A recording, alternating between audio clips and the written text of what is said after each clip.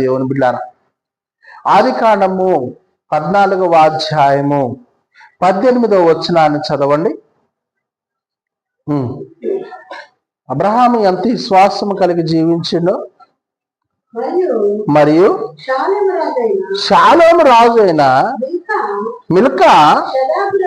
మిల్కా షదాకు నుండి ద్రాక్ష రసము తీసుకొని వచ్చును.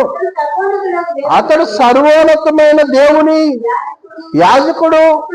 అప్పుడు అతడు అబ్రహామును ఆశీర్వదించి ఆకాశమునకు భూమికిని సృష్టికర్త అయిన సర్వోన్నతుడైన దేవుని వలన అబ్రహాము ఆశీర్వదించబడెను గాక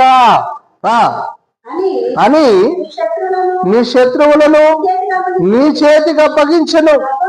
సర్వోన్నతుడకు దేవుడు స్తుతింపబడును గాక అని చెప్పాను. నువ్వు సర్వోన్నతుడైనటువంటి దేవుని స్తుతిస్తూ ఉన్నావా? ఆరాధిస్తున్నావా?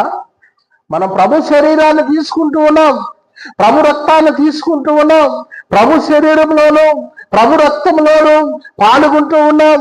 అబ్రహాము ప్రియులైనటువంటి దేవుని బిడ్డలారా, ప్రభు శరీరంలో ప్రభు రక్తంలో పాల్గొన్నవాడు ఎలా ఉన్నాడు అని అంటే, ప్రియులైనటువంటి దేవుని బిడ్డలారా, సర్వోన్నతుడైన దేవునిని నిత్యము స్తుతించాడు, ఎల్లప్పుడూ స్తుతించాడు.